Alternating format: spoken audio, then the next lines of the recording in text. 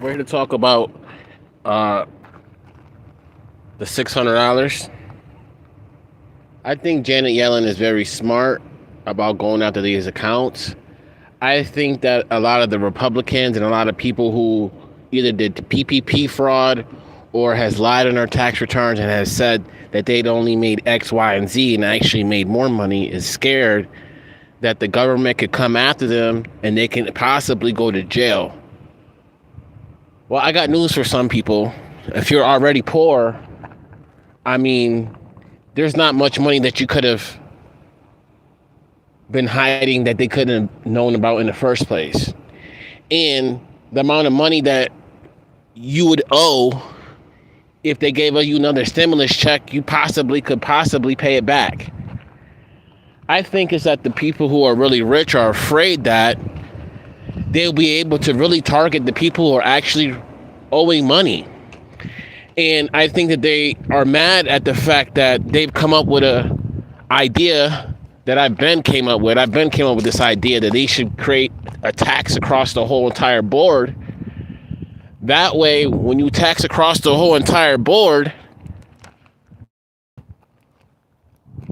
there's no reason for companies to leave their country's headquarters to go to another country to escape taxation. It's kind of like why companies merge, like Tim Horton and a lot of these companies merge these big mergers. They merge in order so that way they avoid paying taxes if they go to another country. Just recently, when they were told that the 40% hike was going up, everybody started running away to other countries in fear and thought that they could hide their money. But with them charging at 25% across the board, like Janet Yellen is saying, even at 26, it doesn't matter what China's percentage actually is because all the goods are sold in the United States. It matters what our percent is.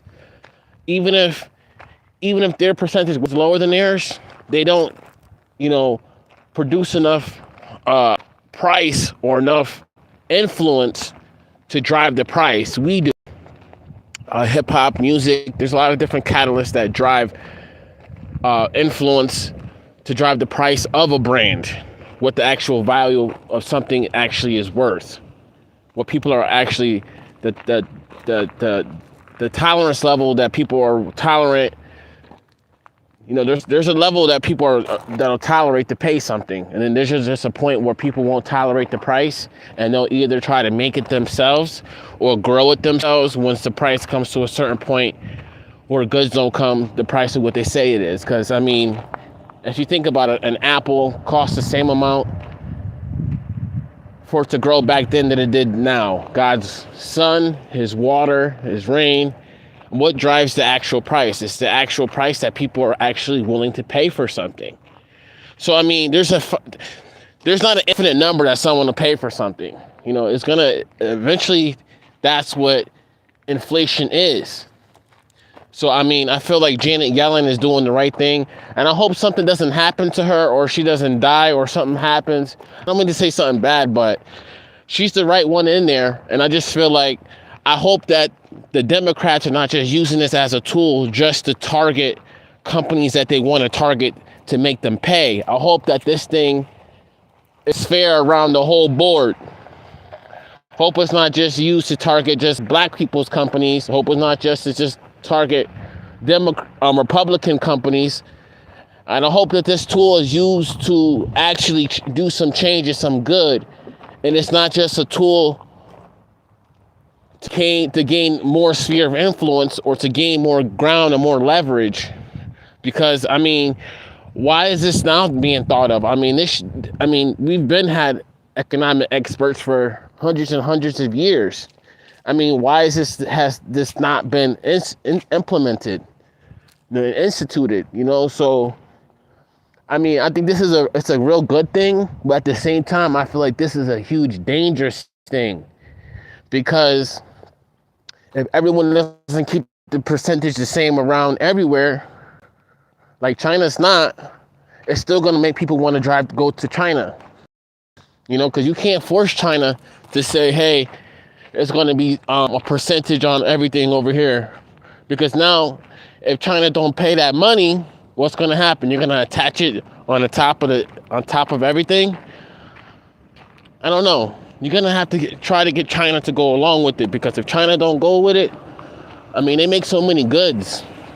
I mean, I think one of the most powerfulest things that was said today was, at what point do we stop chasing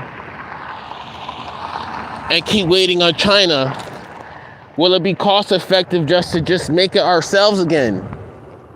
I mean, somebody had a great point today at the meeting. At what point? I mean, the ships are staying over there. I mean, why we don't have more ship companies that's vowing to get the goods? Because I mean, at the same time, if it's the shipping problem, no, the problem is that we're waiting on China to fill those ships up with all those goods at that cheap rate. At what point? Remember, time. How long is it going to take for the goods? See, that's another part of the volatility part. It's not just the price. You know, remember, it's the 5 P's: place, price. You know, everything requires everything is very, is very volatile. So, I mean, people got to think about these type of things. I think it's a good thing, but it can be a dangerous thing if it's in the wrong hands, if they don't implement it the right way across the board evenly. This is my opinion, and these are my thoughts. Smash the like button. You already know what time it is. I couldn't do an audio version of this. I had to get this out like this real fast. But I think this is the truth. I'm out.